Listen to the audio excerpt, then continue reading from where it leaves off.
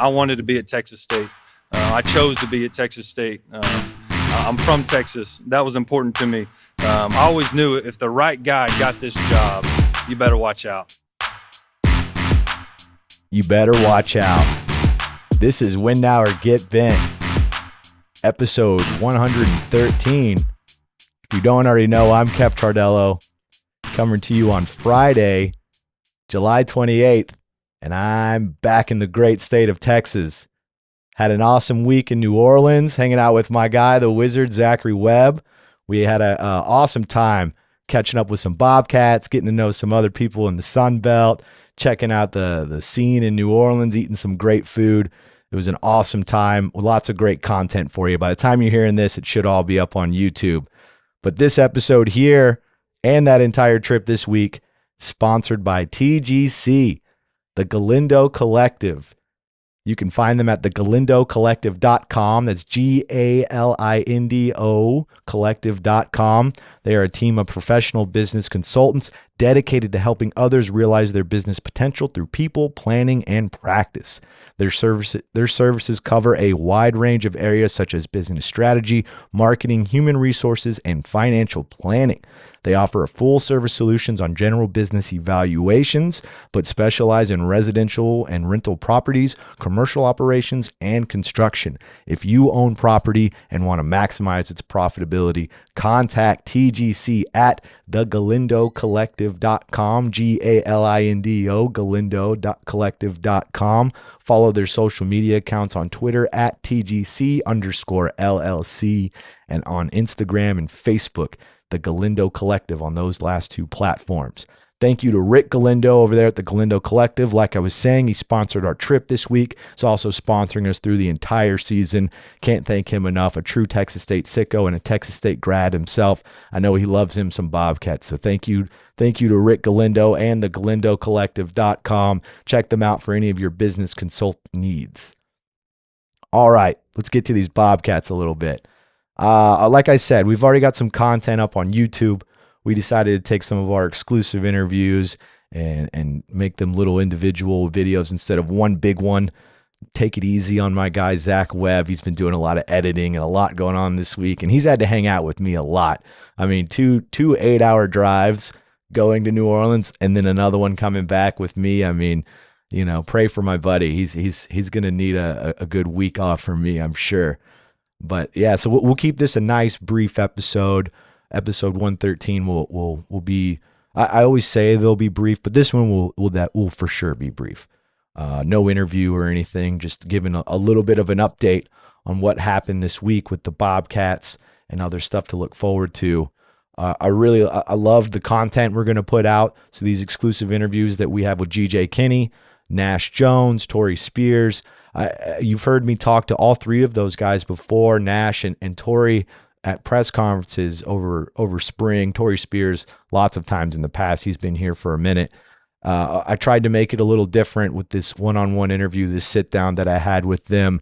I just wanted to let you get to know them a little bit more. Obviously, I got to talk about the on-the-field stuff, what's going on, what's happening with all these new players and all that, but I just wanted to show a different side of these guys. I know with like Tori Spears specifically, his grandmother was there because she's from Zachary, Louisiana, so she decided to pop in, bring everybody some peanut brittle, talk about her guy Tori, tell us a little bit about how much she loves to fish and hunt, and true Louisiana woman, a tough grandma, no doubt. And I could see where the mental fortitude came from whenever I talk to Tori Spears and I meet his grandma. I'm like, yeah, if this is the family that you were raised around, then I could see why you are the way you are. And it was really great to talk to Nash Jones. You know, he's a new guy, Incarnate Word, incredibly strong guy. Talks about how he's squatting 560, I believe he said. You'll hear it on the interview. And he's also, I won't spoil this one. He's talking about there's guys squatting more than he is on the team, maybe some other new guys. So if you listen to that, you'll get to hear a little bit about that as well. And GJ, of course, you've heard me talk to him. It was great to talk with him again, sit down. He did great at his press conference as well. At the dais, he came up to Lil Baby instead of the school fight song like all the other coaches. Respected that. That got a nice bit of respect from some of the other media members there. he decided to be a little swaggy with it, and that's it's media day, man. You got to pull out all the stops. So I liked that. It was a fun time. I thought the Bobcats were represented real well this week in New Orleans. But a little bit of update on the Bobcats. So on Patreon, we have a Patreon page now, patreon.com/winnoworgetbent. I put a post up this morning, some inside info that I learned this week that I just wanted to post on there for my Patreon pals. I'll talk a little bit about what I posted in there, but I won't give it all away. If you want to hear most of it, you got to hop on Patreon. Get in there, man. We got guys in the Discord having a good time. I'm dropping some inside info. We're showing them some exclusive merch. Not exclusive merch, but an exclusive look at some merch we're going to reveal. They even get it to give us some feedback on all that. So go check that out. But on a post this morning, the one thing that I will talk about here, I won't talk about it all here because I'm just, like I said, save that for the Patreon pals.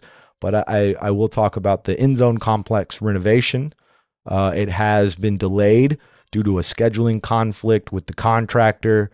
The finances are there. Like they were talking about that minimum threshold with donations that they needed to meet. That has been met. That was met a little while ago, which is why they were comfortable enough in May to do the groundbreaking ceremony because they thought everything was going to get started a lot sooner.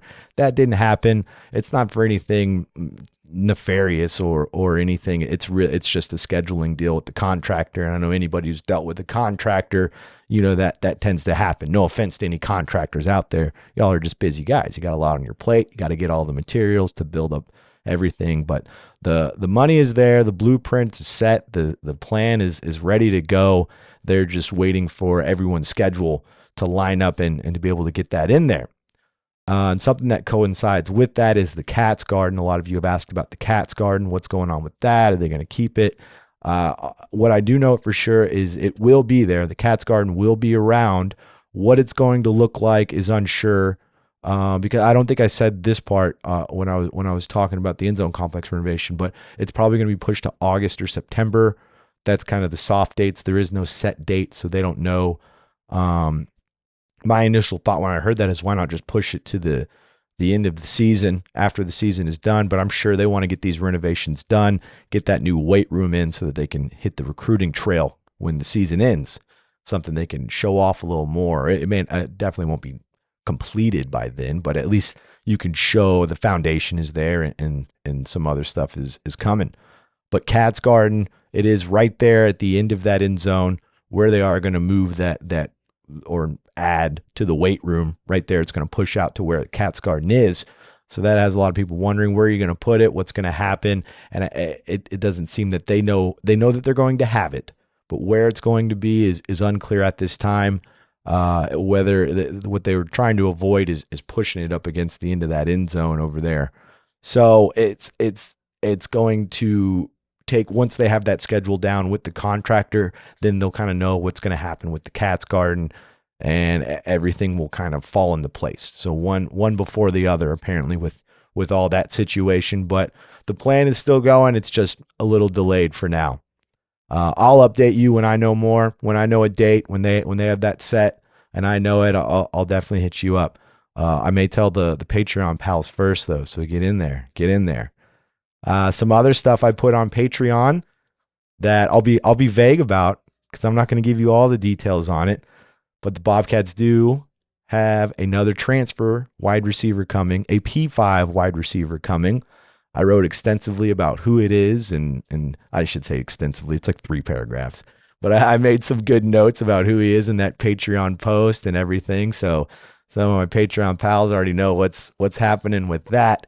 But I'll just for you, I'll just say they did get that P5 transfer receiver. I've mentioned before back in June when they made that announcement where they added 17 to this 2023 class, and that put them at 50 total official announced for the 2023 class, that they still had 2 more spots open. And at the time, I said it was for a receiver and a DB. Well, they got the receiver, but it's no longer a DB that they're going after for that other one. But that other spot is still open. This one I'm not being vague about because I actually don't know the name and I didn't write the name on Patreon. But apparently they have a defensive lineman that they're bringing in. They wanted to add another defensive lineman. I don't know the specifics on that yet. So I guess it's kind of another secret commit. This has kind of been fun. This is like the third secret commit we've dealt with this summer. It's almost like finding a puzzle piece, just trying to put it all together, and you'll get a giant recruiting class when it's all finished. But yeah, another defensive lineman is coming in for the Bobcats. Unclear on who that is at this point. I will say that some other news that I learned that I won't be too vague about on this one. I'll just tell you about it. It's Derek Brown, a player that was announced in June. He was a linebacker at Texas, came to Texas State as a defensive end. He will not be with the team this fall. All I know is it's personal reasons. It's nothing.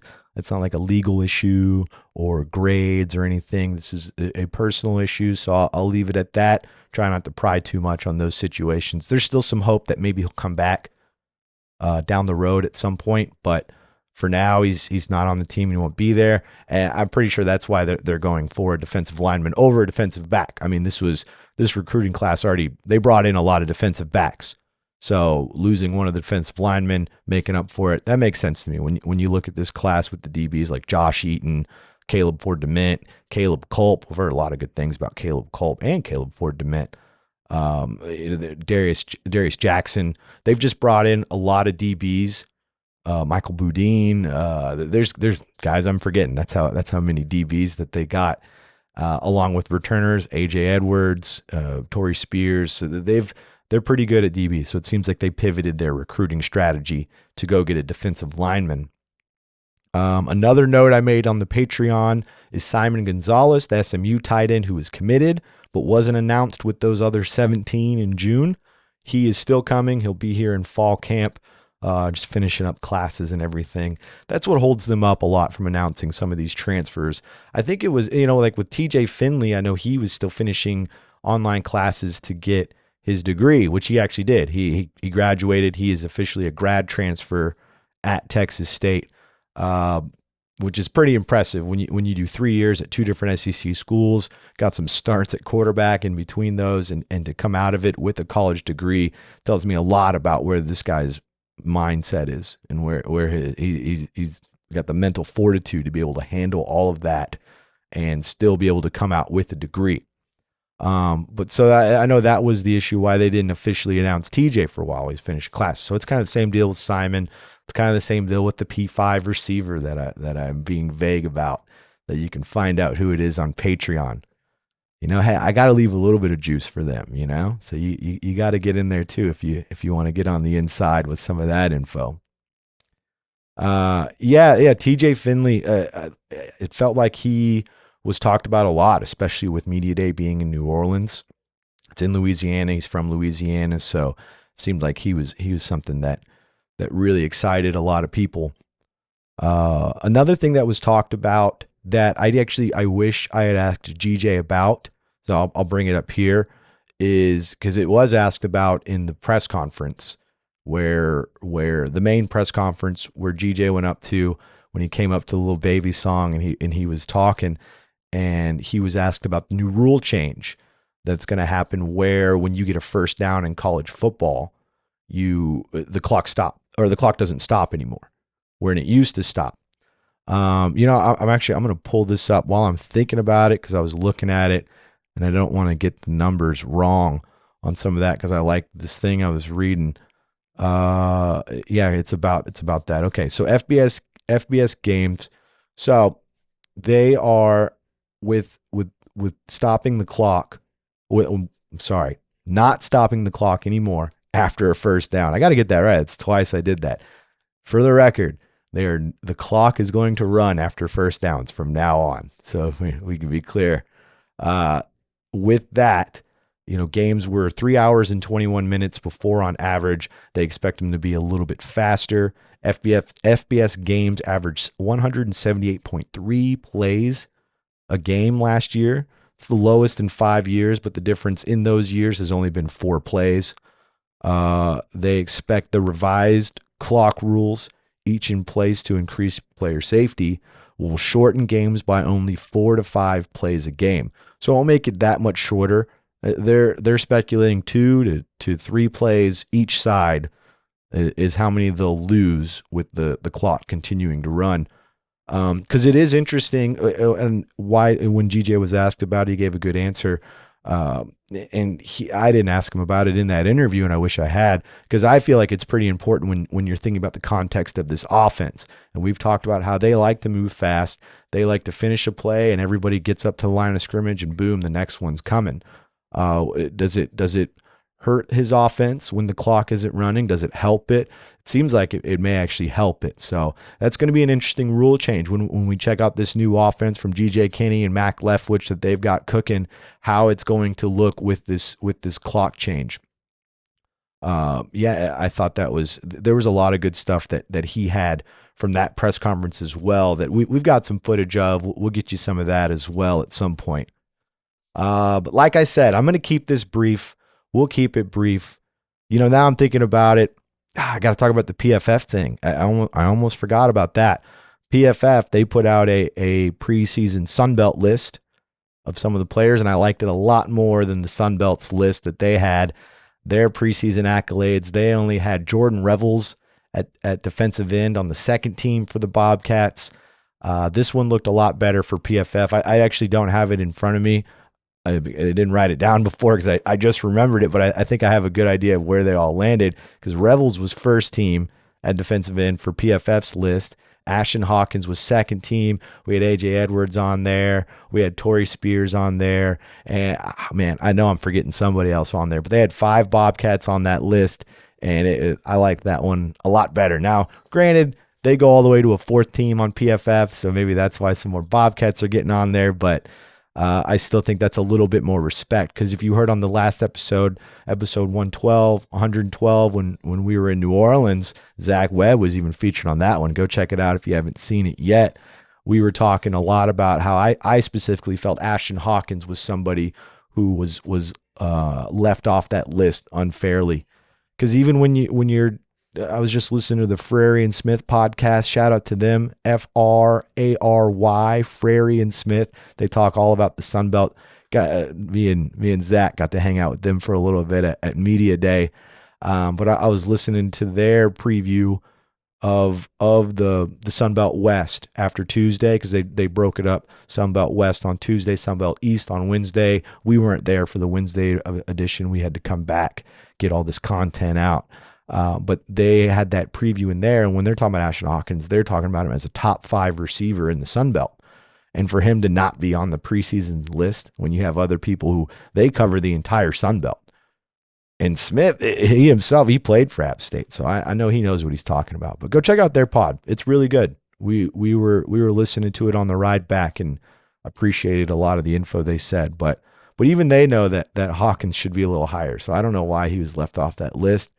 But I hope he, as Torrey Spears says in the interview that you'll see on YouTube if you haven't seen it yet, hopefully Ashton Hawkins has a Pringle can on his shoulder, not a chip. Want the whole Pringle can on his shoulder.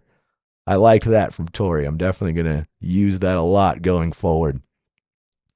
But all right, brief, as I said, we're brief. We're going to end it right now. I could talk all day about the Bobcats, as many of you know. But we'll go ahead and wrap it up here. Again, this episode was sponsored by TGC, the GalindoCollective.com. That's GALINDO.com. Business consultants. They got you for all your general business consulting needs, specializing in property and all that good stuff. Hit them up. Rick Galindo, True Tech State Sicko over there.